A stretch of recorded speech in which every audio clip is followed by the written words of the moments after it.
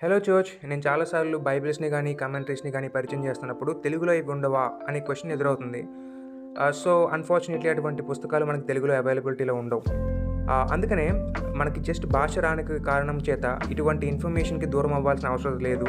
ఇప్పుడున్నటువంటి టెక్నాలజీని మనం యూజ్ చేసుకునేటప్పుడు అది ఏ భాషలోనైనా గానీ ఒక ఇన్ఫర్మేషన్ ఉన్నప్పుడు దాన్ని మనం తెలుగులోకి తర్జుమా చేసుకోగలిగేటటువంటి వెసులుబాటు మనకు కనిపిస్తుంది. అందుకోసం మనం ఏం చేయాలంటే ఫస్ట్ మనం జెమినై ఓపెన్ చేయాలి. ఓపెన్ చేసిన తర్వాత ఇక్కడ ప్లస్ మార్క్ ఉంది చూసారా?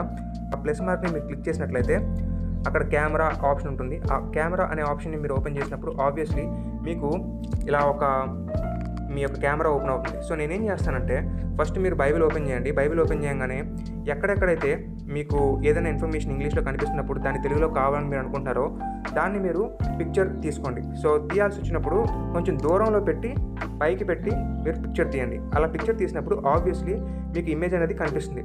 సో, మీరు చూస్తుంటే నేను తీసిన పిక్ మొత్తం పేజ్‌కి సంబంధించింది అయితే కొంచెం మాత్రమే నాకు వచ్చింది. కాబట్టి నేనేం చేస్తా, ఇంకొంచెం పైగా పెట్టి ఇంకొంచెం నేను పిక్ తీసే ప్రయత్నం చేస్తా. ఇప్పుడు నాకు కావాల్సినటువంటి ఇమేజ్ నాకు వచ్చింది. సో, నాకేంటి ఈ కింద ఉన్నటువంటి చాప్టర్‌లో ఉన్నటువంటి నోట్స్ నాకు కావాలి.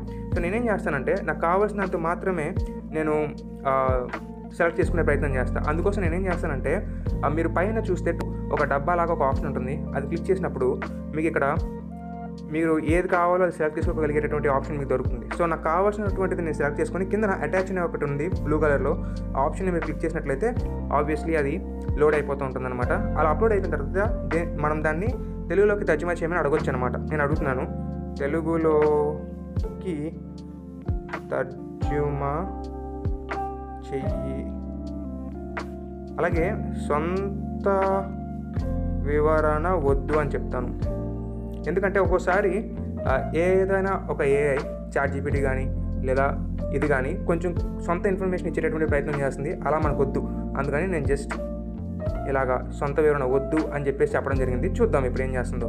ఇది అనలైజ్ చేస్తుంది. అనలైజ్ చేసి ఖచ్చితంగా మీరు అందించినటువంటి చిత్రంలోని పాఠ్యానికి తెలుగు అనువాదం ఇక్కడ ఉంది. తన విజయాల జ్ఞాపకార్థంగా దీన్ని నిర్మించాడు. అండ్ అలా అలా అలా అలా మనకు వెళ్ళిపోతుంది. చూసారా? 3:8 ఏదోము అరణ్య మార్గమున అలా మనకు కావాల్సినటువంటి ఇన్ఫర్మేషన్ మనకు తెలుగులోకి వచ్చేసింది.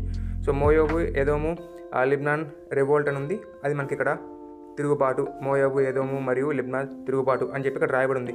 మనకు కావాల్సినటువంటిది మనకు ఉపయోగపడినటువంటి విధంగా మనకి ఇది అందుబాటులోకి తీసుకొస్తుంది అనమాట.